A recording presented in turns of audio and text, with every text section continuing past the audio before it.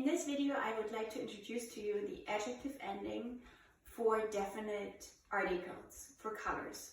So you know that we have learned so far the nominative and the accusative case. So I will start with the nominative case, and your definite articles are der, die, das, and die plural.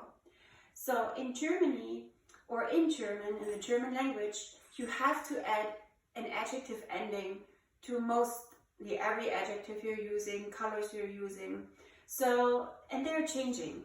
In German 4, we will introduce to you how you put them on other adjectives like pretty, nice. But now for the colors, I want to introduce only that system. So what is really straightforward and easy is that you always have to see the gender, or when you're saying a noun, Germans want to know the gender. So der, we know, is male. Die is female. Das is neutral or neuter. So we can easily tell which gender by the definite article. So we don't need to worry that our color shows the gender. That's easy, so we just use an E for all the endings. So we just use the E for all the colors we're using.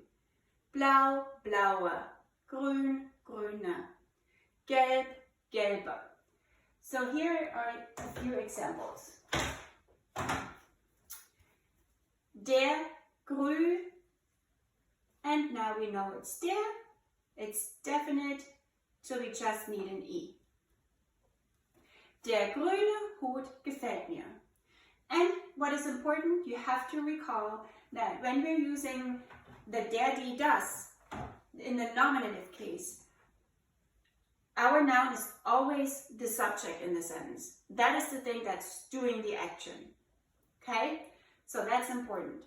So, die Roh, so we have our definite article, die, so we just need the ending I. Die rote Bluse sieht schick aus. And for the last one,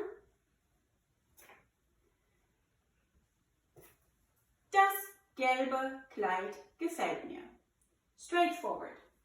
So now, when we talk about die in the plural, so we always have two things of something. So 2 shoes, 2 socks, 2 t-shirts. So that's plural. So now we have the ending en. So we have to put en on our color. Grünen, die blauen, die grauen.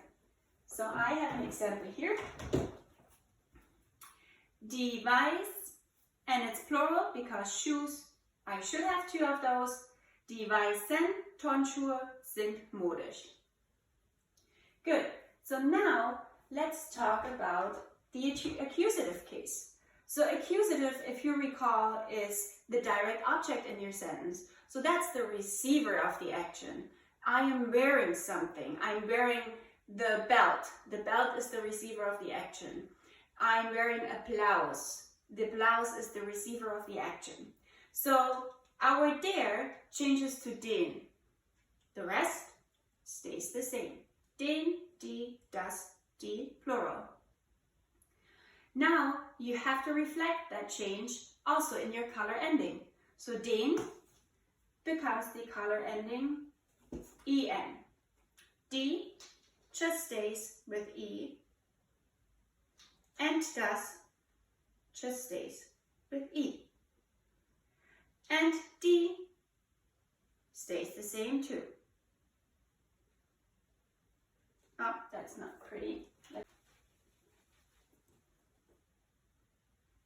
Okay, so den blauen, die rote, das gelbe, die grünen. Okay, let's look at some examples. So now I have a person, which is my subject, and I have something that's receiving the action. I am wearing the blue belt. So ich trage den, so den is my accusative for der, so we need the en. Ich trage den blauen Gürtel. Look at the second one. Wir, I have a person again, ziehen die Schwarzhose an. So die is just the E ending. Wir ziehen die schwarze Hose an. Hat das graue Hemd an. Again, we have a person, that's the subject, and the noun, which is receiving the action. So if we look at our plural, sie zieht die karierten Socken aus. Okay, so that was the straightforward using colors, but we wouldn't be German if we wouldn't have some exceptions. So we have some colors that you have to modify. You can't pronounce them really easily without putting a letter in. And the letter we're putting in between is the N. So rosa, it would be hard to say rosa, rosa N. So we put the N in between. Die rosane Bluse. Die rosanen Schuhe. Orange. Die orangene Hose. Die orangenen Socken. Lila. Lilane oder lilanen. Pink, pinkne oder pinknen. Und Türkis, türkisne oder türkis. Oh, I would even say türkisen is auch okay. So you can pick if you want to use the N, die türkisnen oder die türkisen. Okay, good. Thanks for watching. I hope it helped clarify some things. See you soon.